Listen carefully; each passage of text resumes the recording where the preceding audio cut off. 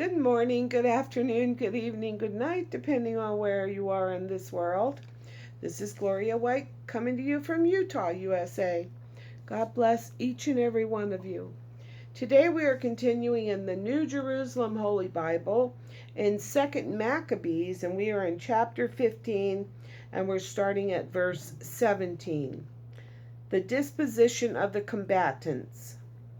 Encouraged by the noble words of Judas, which had the power to inspire valor and give the young the spirit of mature men, they decided not to entrench themselves in a camp, but bravely to take the offensive, and in hand-to-hand fighting, to commit the result to the fortune of war, since the city, their holy religion, and the temple were in danger.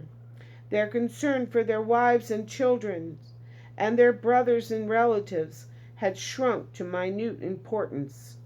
Their chief and greatest fear was for the consecrated temple. Those left behind in the city felt a similar anxiety, alarmed as they were about the forthcoming encounter in the open country. Every one now awaited the coming issue. The enemy had already concentrated their forces in food and stood formed up in order of battle, with elephants drawn up in a strategic position and the cavalry disposed on the wings. Maccabeus took note of these masses confronting him, the glittering array of armor and the fierce aspect of the elephants. Then, raising his hands to heaven, he called on the Lord who works miracles, in the knowledge that it is not by force of arms, but as he sees fit to decide, that victory is granted by him to such as deserve it. His prayer was worded thus: You, Master, sent your angel in the days of Hezekiah, king of Judea, and he destroyed no less than 185,000 of Sennacherib's army. Now, once again, Sovereign of heaven, send a good angel before us to spread terror and dismay. May these men be struck down by the might of your arm, since they have come with blasphemy on their lips to attack your holy people. And on these words he finished.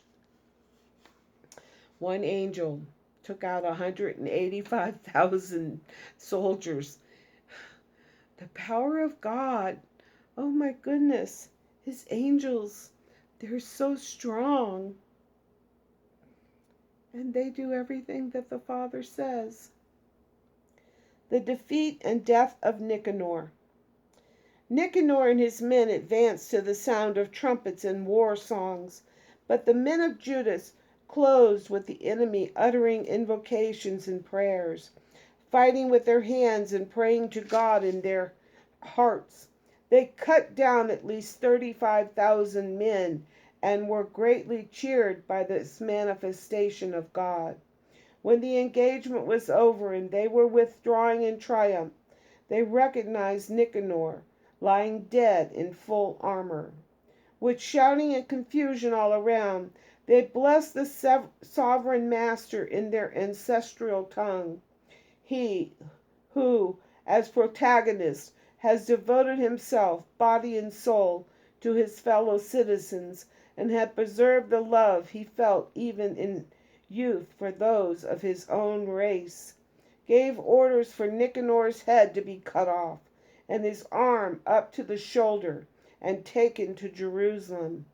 When he arrived there himself, he called his countrymen together, stationed the priest in front of the altar, and then sent for the people from the citadel.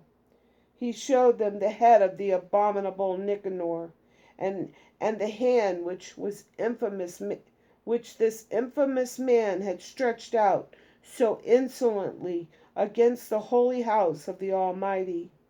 Then, cutting out godless Nicanor's tongue, he gave orders for it to be fed piecemeal to the birds, and for the salary of his folly to be hung up in the front of the temple. At this, everyone sent blessings towards heavenwards to the glorious Lord, saying, Blessed be he who hath preserved his holy place from pollution. He hung Nicanor's head from the citadel, a clear and evident sign to all of the help of the Lord.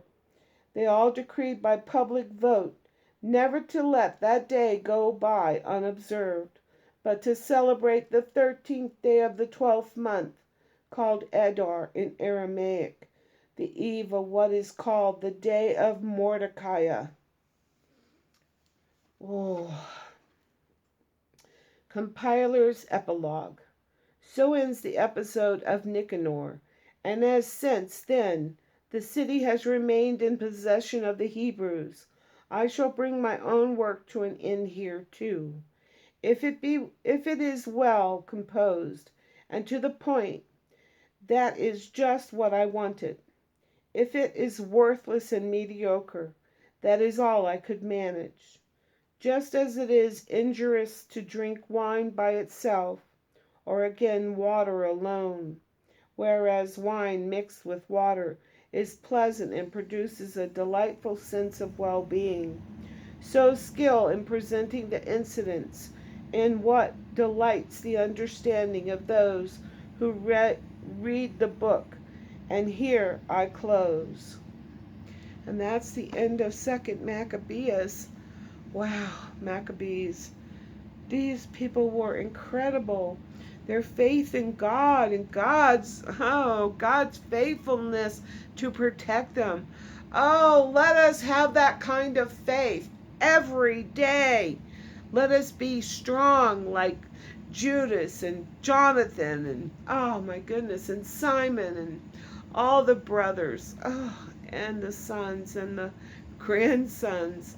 Amazing. Judas, I'm sure there's a special place in heaven for you, for the way you stood for God and the people of God. Amazing. So, we finished that book, so I guess I'll see what I'm going to start up next. And as always, I love you.